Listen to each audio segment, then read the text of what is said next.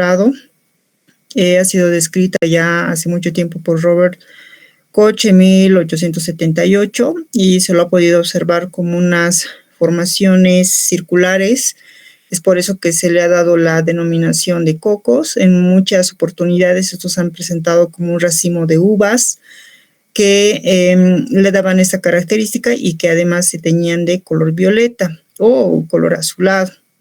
También se han presentado en las antiguas momias de Egipto, se han podido aislar este microorganismo y Luis Pasteur en 1880 ha podido identificar este microorganismo aislando a partir de huesos, ¿no? que era seguramente una osteomielitis.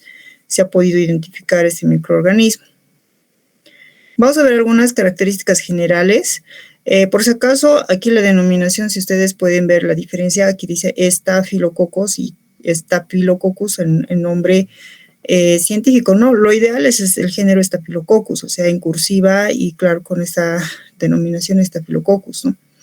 Sin embargo, en mucha bibliografía también se lo denomina así, pero ya no sería un nombre científico, ¿no? Sería ya como algo latinizado. Vemos algunas de sus características, como es la apetencia tintorial.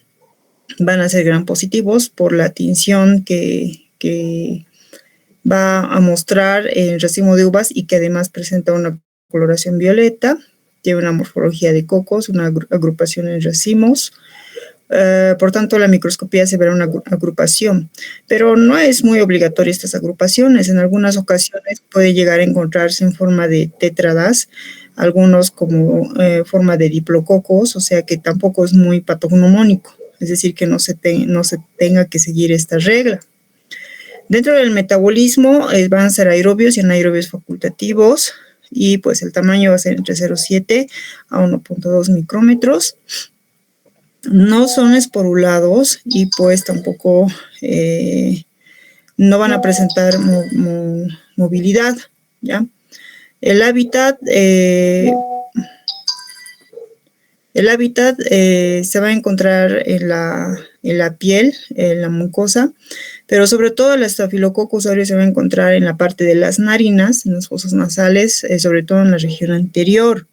Es por eso la importancia de tener lo que siempre el barbijo, especialmente cuando se encuentra en contacto con los pacientes, puesto que el Staphylococcus aureus, tomando en cuenta su hábitat, que es a ese nivel, por cualquier situación, ya sea un estornudo, puede pasar el microorganismo a una herida, por ejemplo, ¿no? Y producir lo que es una infección. Existen más de 10 especies, ¿no? De hecho, son muchísimas especies que se han podido identificar mediante biología molecular. Mucho ojo que las técnicas convencionales que nosotros conocemos, como ser las tinciones, los cultivos, no nos va a ayudar para poder identificar las especies, ¿no? Y el resto de las especies de estafilococos. Algunas de repente sí nos podría orientar, pero no todas, ¿no? Para eso necesitamos biología molecular, que va a ser mucho más específico. Ahí vemos algunas de las especies de Staphylococcus, que son las más comunes. Staphylococcus aureus, que es la más importante, de hecho, es común y es la que va a causar mayor patología, ¿ya? También puede llegar a producir colonizaciones, ya hemos mencionado en qué lugares. Sapropithecus o Sapropicus también se lo denomina, también van a tener una colonización común y también pueden llegar a causar enfermedad. Mucho ojo que el Sapropicus, el Capitis, el Hominis y el resto de las que dicen enfermedades, hasta inclusive Capitis y el Hominis, que también puede llegar a producir enfermedad, ya se ha identificado en los últimos estudios, son oportunistas, ¿ya? Son oportunistas, es decir, que estas van a aprovechar la baja inmunidad que pueda tener el hospedador o en algún proceso infeccioso o en algún lugar en donde no es su hábitat, estas pueden llegar a multiplicarse mientras las condiciones sean beneficiosas, ¿ya? Sin embargo, el de mayor importancia va a ser el Staphylococcus aureus. Entonces, por ejemplo, el Capitis es saprófito y comúnmente se va a encontrar en el cuero cabelludo. Se ha podido aislar a nivel de la región frontal, sobre todo a nivel de las glándulas sebáceas en el rostro. Y Hominis y Saprophyticus se encuentran a nivel de la región de las axilas, por ejemplo, un lugar donde existe mucha humedad. Sobre todo pueden aprovechar las glándulas apócrinas, y la mayoría de estos Staphylococcus se pueden llegar a beneficiar de la sal, ¿ya? Entonces el cloruro de sodio, que pues es bastante beneficioso para su desarrollo, ¿ya? Entonces van a ser varias especies. Aquí nos muestra algunas de las enfermedades de las cuales van a producir estos microorganismos.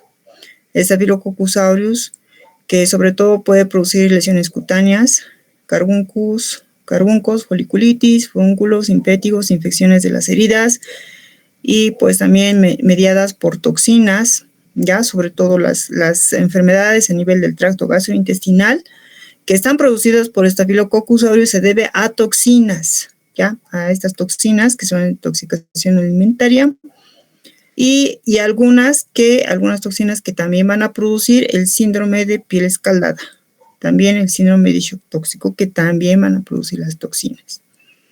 Existen otras enfermedades que pueden ser las artritis sépticas, las bacteremias, empiema, endocarditis, osteomielitis y neumonía.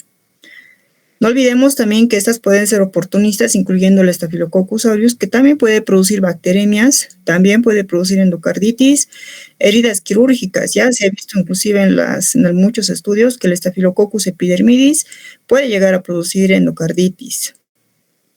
El Saprophyticus, por ejemplo, puede producir infecciones del tracto urinario y también algunas infecciones oportunistas a nivel de los catéteres.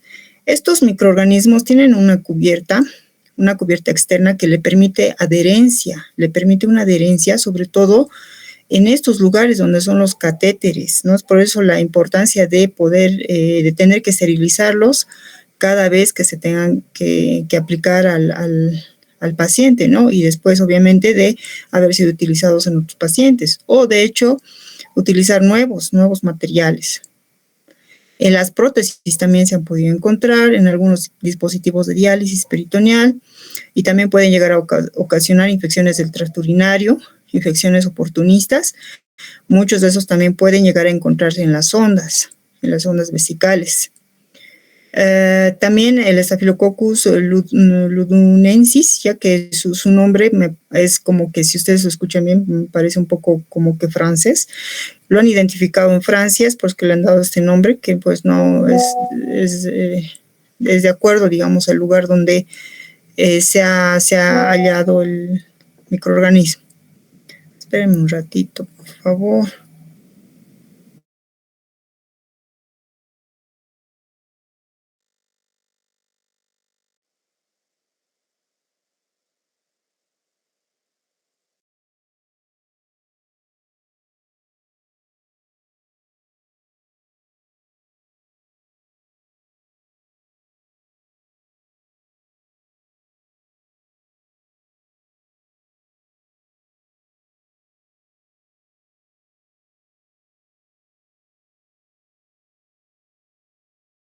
Ahora sí.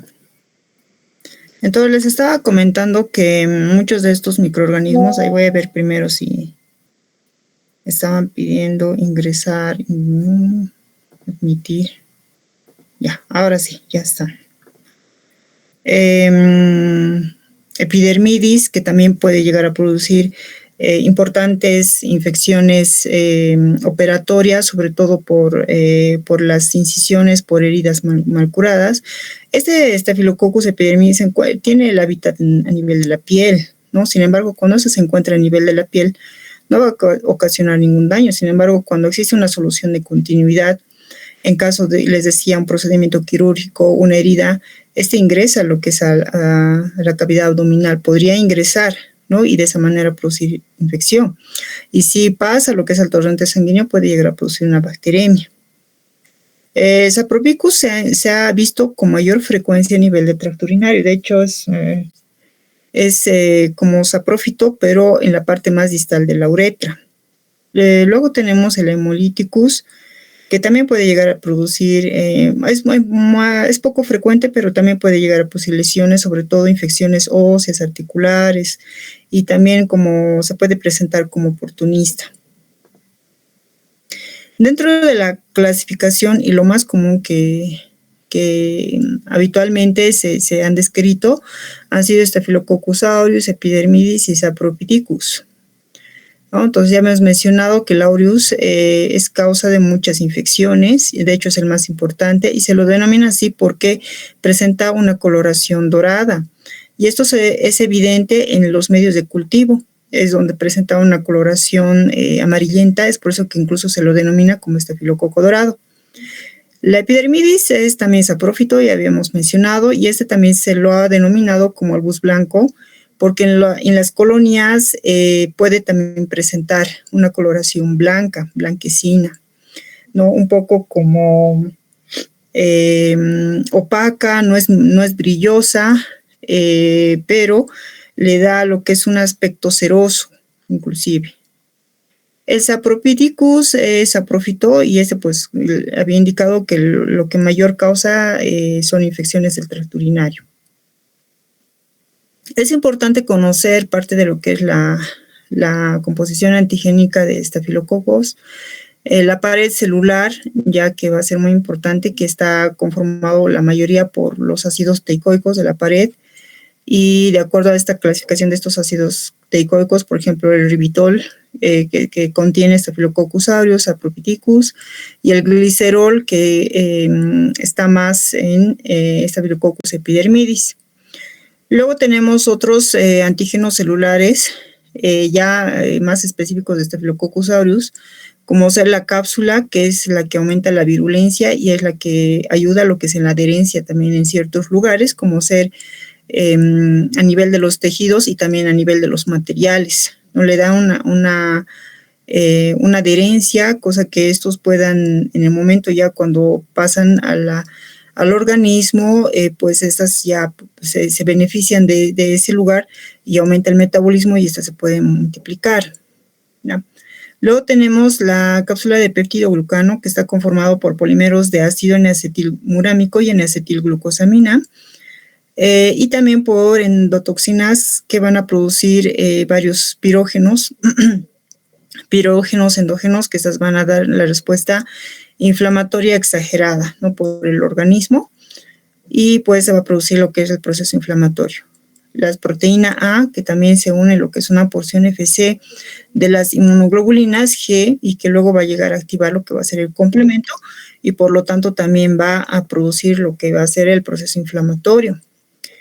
De alguna manera también puede llegar a influir el factor de coagulación, produciendo lo que va a ser la coagulasa, que reacciona directamente con el fibrinógeno para que pueda convertirse en fibrina, ¿ya? Entonces, esto es muy importante, ¿no? Porque el Staphylococcus aureus va a ser coagulasa positivo, ¿ya? A diferencia de otros microorganismos. Luego tenemos las hemolicinas, que va a ser el alfa, beta y gamma delta hemolicinas, que va a producir lo que es hemólisis. Las leucocidinas, que va a llegar a afectar a los leucocitos y también a los polimorfonucleares y macrófagos, que va a influir lo que va a ser en la apoptosis de estas células. Y también tenemos las enterotoxinas, que van a ser la A y la E, que estas van a ser muy importantes para el tracto digestivo. A nivel del tracto digestivo va a producir lo que va a ser las diarreas, va a producir lo que es por las toxinas que producen, ¿no?, lo que va a ser el aumento o la alteración a nivel del intercambio iónico a nivel de los enterocitos, y también va a producir el síndrome de shock tóxico. La exfoliatina, que también va a ser una toxina que va a separar lo que es el extracto granuloso de la piel, es decir, que se va a producir lo que es como una especie de descamación, como una especie de desprendimiento, y que es característico en el síndrome de piel escaldada, que lo vamos a ver más adelante. Veremos quién quiere unirse. No hay nadie. Vamos con el siguiente. Ahí tenemos los factores de virulencia, que también lo van a encontrar en el libro de Murray. También hay material para que ustedes puedan ver, y el resumen de de todos estos factores de virulencia que tiene el Staphylococcus aureus. Entonces habíamos hablado de la cápsula. La cápsula va a ser muy importante porque inhibe la quimiotaxis, ¿no? Y también la fagocitosis, inhibe también la proliferación de las células mononucleares. También esa capa de limo que les decía, esta capa de limo que es como que una cubierta que tienen estos estafilococos y que se facilita más que todo la adherencia a los cuerpos extraños. Es decir, yo les decía que inclusive estos pueden adherirse a las sondas, se pueden adherir a los catéteres, entonces de esa manera provoca la infección. Y también los peptidoglucanos, que aportan la estabilidad osmótica, estimula la producción de pirógenos endógenos, o que estos van a llegar a traer a varios leucocitos y de esa manera se va a producir un proceso inflamatorio y que además va a influir en la formación de abscesos. También puede llegar a inhibir la fagocitosis. Los ácidos teicoicos, que se unen también a las fibronectinas, la proteína A que inhibe la eliminación mediada por los anticuerpos, esto especialmente los receptores FC para las inmunoglobulinas, y de esa manera puede llegar a evadir lo que va a ser el sistema inmunitario, y de alguna manera también puede llegar a atraer lo que son los leucocitos y el sistema de complemento. Luego tenemos las toxinas como las citotoxinas para muchas células, incluido lo que son los leucocitos, eritrocitos, los fibroblastos, los macrófagos y las plaquetas. O sea, va a llegar a ser tóxico para todas estas células, y también las exfoliativas, que son la ETA y la ETB, fundamentalmente se van a producir lo que es el desprendimiento, les decía, ¿no? El desprendimiento del estrato granuloso a nivel de la epidermis, ¿no? Y lo que le va a dar la característica de la piel es. Y luego estas se van a ir. Eso también se lo va a poder ver en la parte de las infecciones gastrointestinales, especialmente hasta la que van a estimular la proliferación de los linfocitos T y también la liberación de las citocinas. Es decir, que se va a producir lo que es un proceso inflamatorio por los mastocitos, ¿no? Por lo que va a llegar a aumentar el peristaltismo intestinal, y también actúa a nivel de los enterocitos, ¿no? Provocando lo que va a ser la pérdida de los líquidos, donde induce a náuseas y vómitos y también a las diarreas, ¿no? De posiciones líquidas. Permitir. Bueno. Luego la toxina 1 de síndrome de shock tóxico, que también va a ser un superantígeno que estimula la proliferación de los linfocitos T y la liberación de las citocinas, condiciona la fuga o la destrucción celular en las células endoteliales. Eso va a llegar a afectar más que todo a nivel del endotelio, puede llegar a la muerte, ¿no? Cuando existe la multiplicación y una septicemia importante. Las enzimas, como es la coagulasa, que les decía que convierte lo que va a ser el fibrinógeno en fibrina, y se va a poder observar inclusive en las pruebas bioquímicas cómo se produce lo que va a ser el coágulo, ¿no? ¿Por qué? Porque de alguna manera esta enzima va a llegar a promover, ¿no? este cambio molecular, y donde se va a poder observar el coágulo. Luego la hialuronidasa, que hidroliza al ácido hialurónico del tejido conjuntivo, induciendo lo que incluye prácticamente a todo lo que van a ser las células del tejido conjuntivo. Luego tenemos las fibrinolicinas, que disuelve los coágulos de fibrina. También tenemos las lipasas, hidrolizan los lípidos, y también las nucleasas, que van a hidrolizar el ADN. ¿Ya? Entonces, como pueden ver, existen varios mecanismos de patogenicidad. Ahí solamente para poder ver la prueba de catalasa, que va a ser muy importante esta prueba. Esa prueba nos ayuda a diferenciar si es estafilococo y si es estreptococo, ¿ya? Porque si es catalasa positiva, estaríamos hablando de estafilococo. Si es catalasa negativa, estaríamos pensando en estreptococo. Entonces, nos ayuda prácticamente, ¿no? ¿Y qué es la catalasa? Es una reacción que se produce por la enzima que es la catalasa, y que pues desdobla lo que es el peróxido de hidrógeno en agua y oxígeno.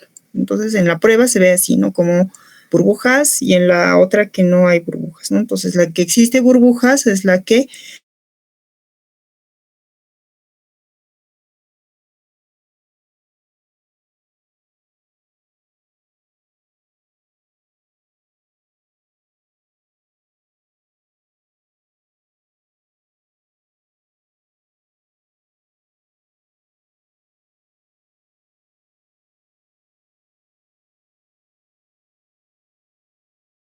el tubo de ensayo no va a existir movimiento, es como el TAN, entonces tenía que moverse, más o menos es así. Entonces, esto nos sirve para diferenciar el Staphylococcus aureus del resto de los estafilococos, es muy importante esta prueba. Entonces, ¿cuáles van a ser coagulación negativo? Van a ser Staphylococcus epidermidis y Staphylococcus sapropidicus, ¿no? Sin embargo, Staphylococcus aureus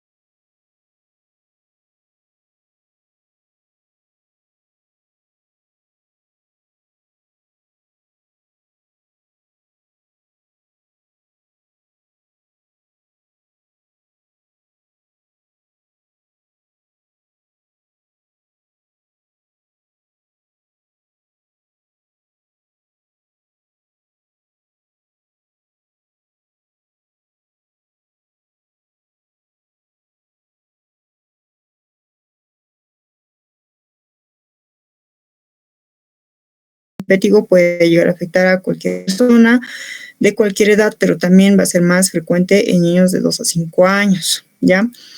En el caso de de estafilococo, es más frecuente en niños, en recién nacidos y en bebés, ¿ya? Precisamente por la salinidad que ellos presentan por la transpiración.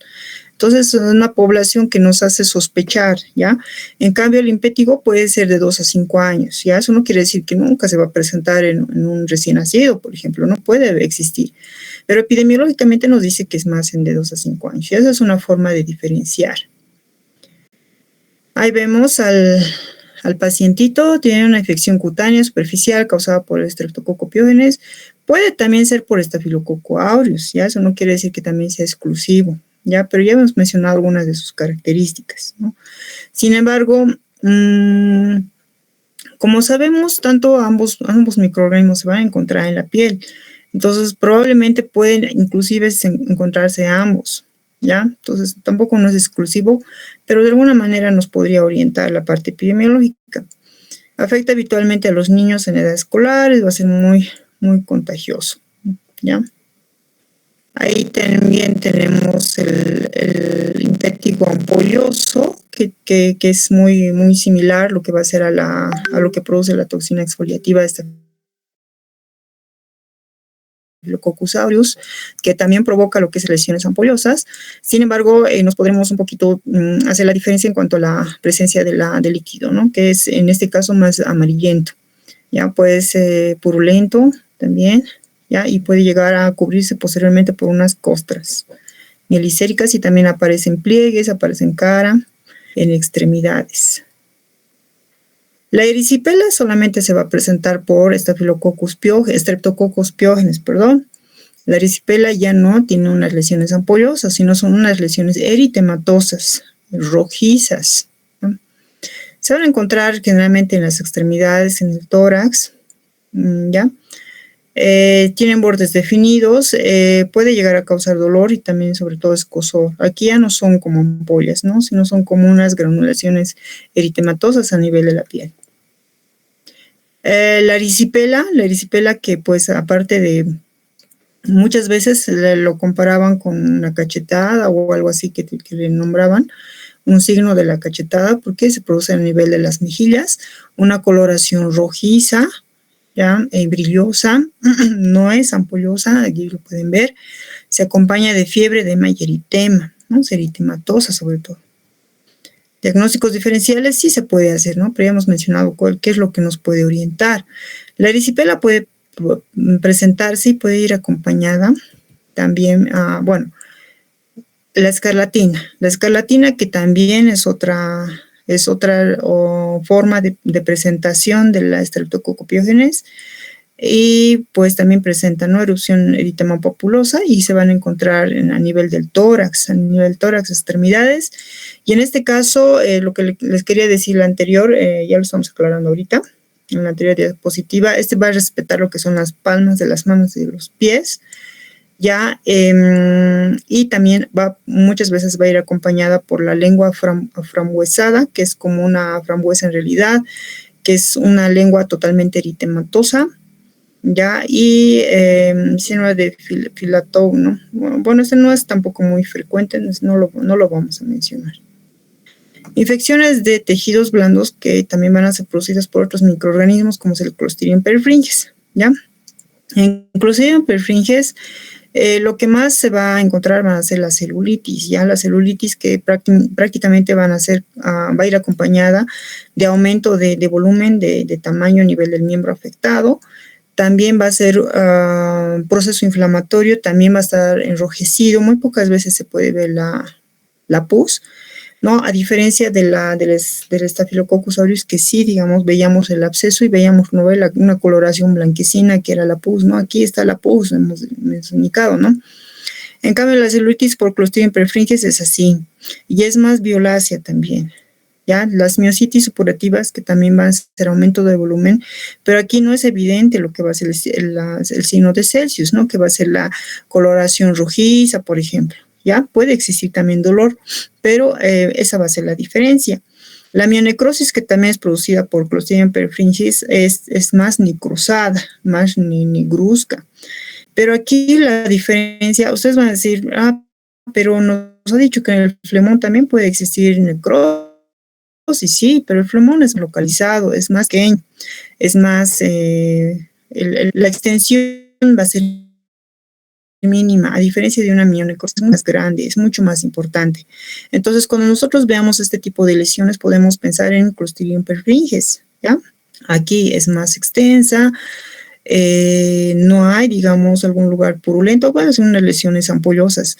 No se olviden que muchas veces los microorganismos no pueden venir solos. Puede ser que esa mionecrosis se esté produciendo por Clostridium perfringens, sin embargo, aquí hay oportunistas, ¿no? O Staphylococcus aureus que esté provocando estas lesiones ampollosas, no sabemos, ¿no? Entonces, posible medicina casi nunca estos más 2, 4, ¿no? Pero esta va a ser más orientativa, ¿ya? Y las miositis también, y la celulitis, que les había indicado que va a ser mucho más amplia y es brillosa, ¿ya? Vemos eso, o sea, no es una foto de calidad, pero sí se puede ver, ¿no? El brillo que puede llegar a presentar. Eso es manera de diferenciar. Ahora, ¿cómo hacemos el diagnóstico? El diagnóstico, ustedes me dirán, sí, nosotros ya sabemos que es la tinción Gram, ¿no? Porque también han llevado en prácticas. Exactamente, la tinción Gram nos puede llegar a orientar, pero podemos llegar inclusive solamente hasta género. Y también, por otro lado, también podemos ver lo que es los medios de cultivo. Ya, en los medios de cultivo aquí pueden ver hay una beta hemólisis. Este va a ser la siembra, que es, no es como que perfecta, ¿no? Parece una siembra por agotamiento y aquí en la parte central otra siembra, pero el halo sí se puede ver, ¿no? El halo, que hay una beta hemólisis, incluso podemos ver, ¿será estreptococo o será estafilococo? Porque el estreptococo también puede llegar a presentar hemólisis, ¿ya? Entonces, para eso existen las pruebas bioquímicas.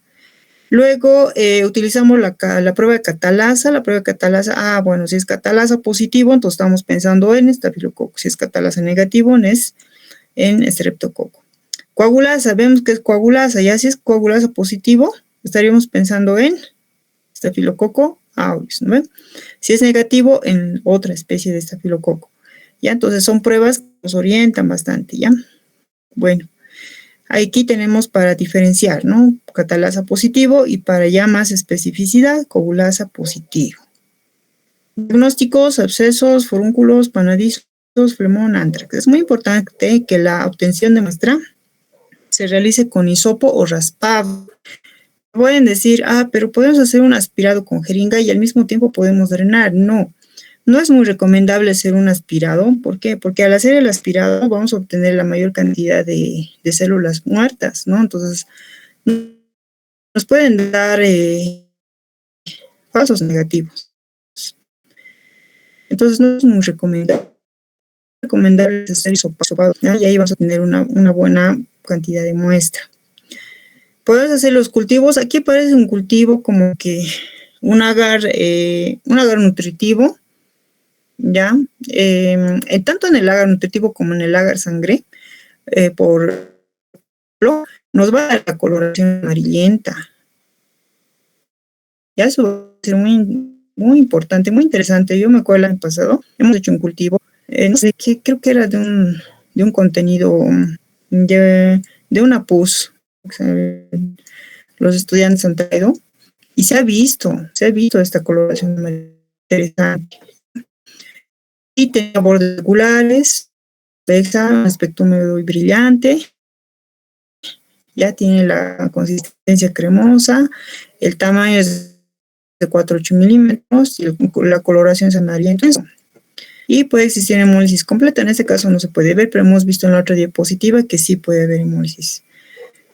En cambio, el estafilococo blanco, el aspecto del dedo es brillante, es cremoso, les decía, así como una especie de crema. Ya tiene un tamaño de 2 a 6 milímetros, una coloración blanco, como que aporcelanado, y también desarrolla, ¿no? Entre 15 y 20 grados centígrados. El estafilococo dorado también puede desarrollar a temperatura. Es por eso que inclusive no han necesitado ni siquiera incubadora. Ha habido desarrollo. Ahora, podemos utilizar pruebas bioquímicas. Las pruebas bioquímicas, inclusive aquí pueden más estafilococos, ¿no? Pues esos son los que más nos interesan. Coagulasa positivo es Staphylococcus aureus, a diferencia del resto de los estafilococos. Catalasa positivo van estafilococos, ¿no? ¿Y quiénes eran catalasa negativo? Eran los estreptococos. Así facilito, ¿no? Hemólisis solamente presenta Staphylococcus aureus y eso no ocurre con epidermidis y saprophyticus. La pigmentación también va a ser muy importante. Les decía, Staphylococcus aureus tiene una pigmentación amarillenta, a diferencia de epidermidis y saprophyticus que tienen una coloración blanquecina. ¿Ya? Es fosfatasa positivo también Staphylococcus aureus, que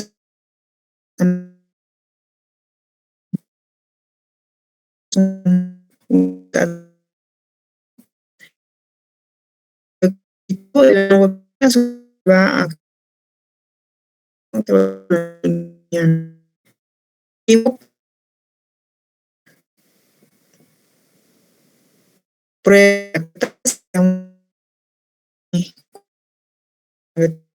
información también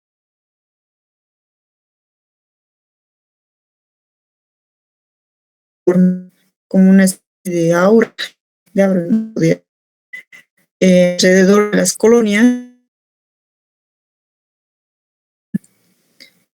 Y pues a partir de una licuota de otro medio de cultivo y pasamos a un de agar sangre, que puede ser sangre de por ejemplo, y se puede llegar a incubar a 36 grados por 18 horas. Quiere decir que es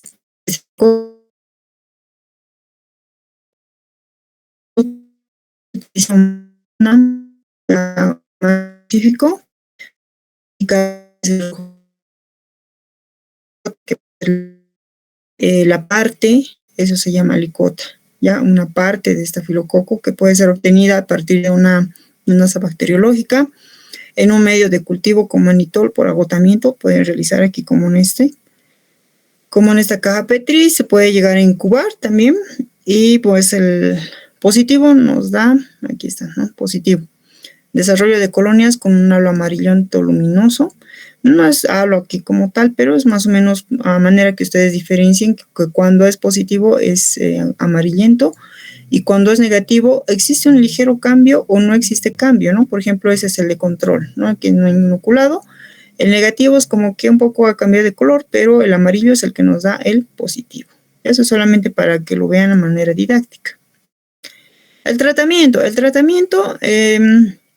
no olvidemos que también el Staphylococcus aureus es penicilina resistente, ¿no? Entonces parte de su factor de virulencia es tener resistencia a la mayoría de las penicilinas, ¿no? Sin embargo, las infecciones en piel por estafilococo en adultos se tratan con diclofenac o cefalexina también, dependiendo al cultivo y antibiograma. No olvidemos que es importante realizar cultivo y antibiograma.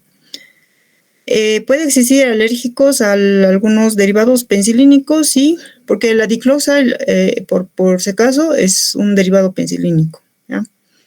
Entonces podemos administrar eritromicina, claritromicina, citromicina, clindamicina también, son antimicrobianos opcionales. Comentarles que las heridas postquirúrgicas han dado muchos buenos resultados con trimetoprim sulfamethoxazol. Ustedes si es que están yendo ya a las consultas o a los hospitales, entonces van a ver que la mayoría de los cirujanos utiliza esto, trimetoprim sulfamethoxazol.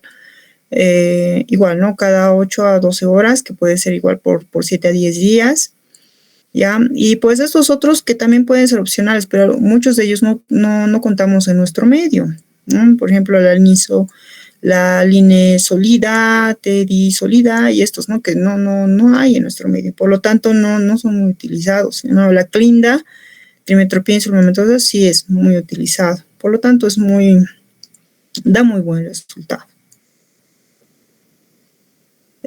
Ahora, si hay alergia a estas sulfas, podemos utilizar las clindamicinas, la doxiciclina, que tampoco estaba todavía en el mercado, pero ya últimamente me dijeron que ya no hay escasez de doxiciclinas, ¿no? Sin embargo, también es una alternativa. Infecciones graves que también, ¿no?, pueden ser por cefazolinas, ese es el que sí hay, cefazolinas, algunos antimicrobianos de cefalosporinas de primera, segunda, tercera generación, vancomicina, que sí también existe en nuestro medio, la clindamicina también, y infecciones graves, las vancomicinas vía sistémica, sí o sí, es la vancomicina, clindamicina vía sistémica. Y pues hay otras, ¿no?, que van a ser ya cefalosporinas de tercera generación. Prevención y control. ¿Cómo realizamos la prevención? El lavado de manos, la esterilización del material quirúrgico, el uso del barbijo, especialmente cuando se atiendan a los pacientes. No olvidemos que el estafilococcus aureus se encuentra en las narinas como un saprófito, ¿no? Sin embargo, si va a cambiar de hábitat, pues va a provocar infección. También las condiciones, ¿no?, las condiciones de higiene, que también va a ser muy importante. No olvidemos que los estafilococos también tienen una cubierta externa, es como un biofil o una película fina, donde le permite la adherencia a los materiales inertes, ¿no? Entonces va a ser muy importante también el control en ese aspecto. Bien, ¿existe alguna pregunta?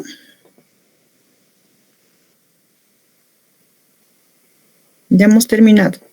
Ya es las 8 en punto. ¿No hay preguntas?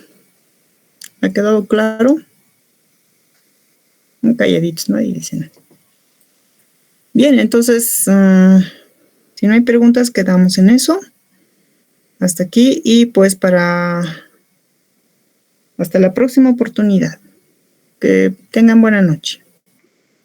Hasta luego, muchachos.